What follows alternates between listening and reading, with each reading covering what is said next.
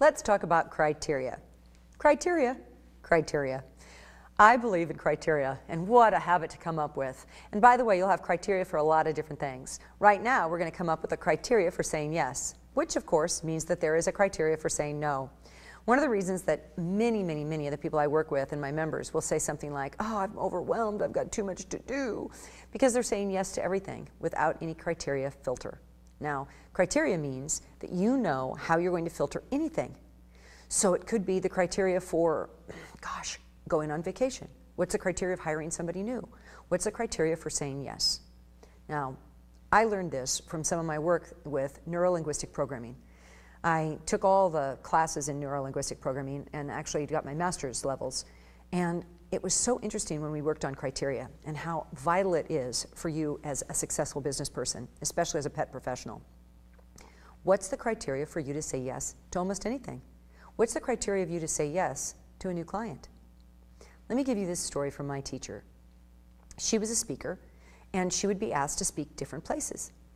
Wasn't that complimentary? Oh my God, they want me. Any business is good business, right? No. All of us have had clients that we didn't like, and we should have said no to. So she had 4 criteria.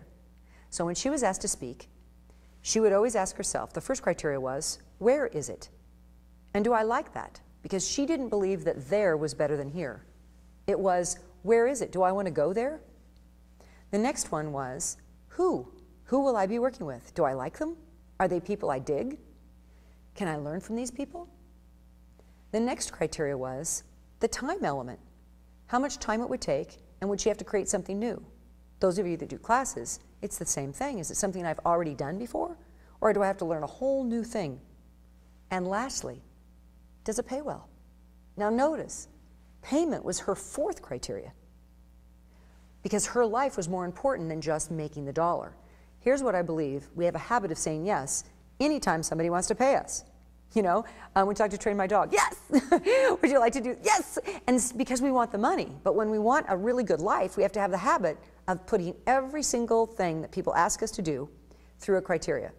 So what's your criteria for taking on a new customer or a new client or a new pet parent, for working with these people? What's your criteria for saying yes to any kind of advertising or marketing? And if you will put it through the criteria, that's your criteria, not anybody else's, then if it's at the right place, with the right people, at the right time, and the money's right, it's a yes. But if any of those criteria don't fit, it's an easy what? No. Now this is a good habit to get into. Write criteria for lots and lots of things in your life.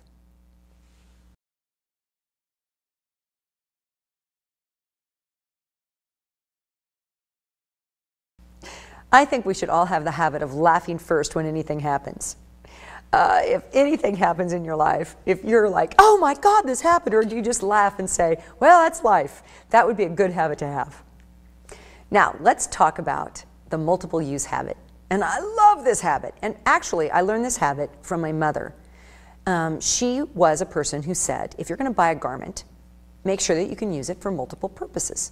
So you can't just buy this great little dress that you're going to wear it once. You need to buy a dress that could go with the blazer, or that could go to church, or could go here or go there. It was multiple use. At the time, I always used to go, whatever, because I just wanted the outfit. Now I realize that it's one of the best business building habits that I've got. No matter what you're doing, determine whether or not you're putting it through the criteria of multiple use. Now, we already talked about criteria, but I would say the challenge is, can I use whatever I'm creating a minimum of 3 different ways? Let's use this as an example for writing. You decide to write an article about your expertise with pets. Yay! So, how do you use this article?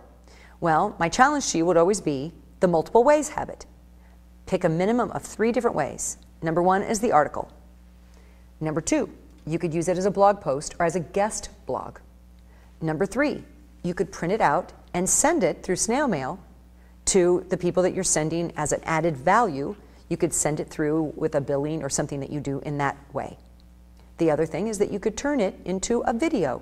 It's the script already written. You could break it into multiple points. Now I'm coming up with way more than 3, but this is all the things you can do if you've created the content. You could break it up into multiple points, and you could blog about it, you could tweet about it, you could put it on your Facebook. So every time you create anything, a new dog training, how could you use it in multiple ways? Teach it, write about it, videotape it. It's the multiple use habit. It's a good one. Oh, and by the way, if you buy something like a garment, make sure you can wear it with 3 different things.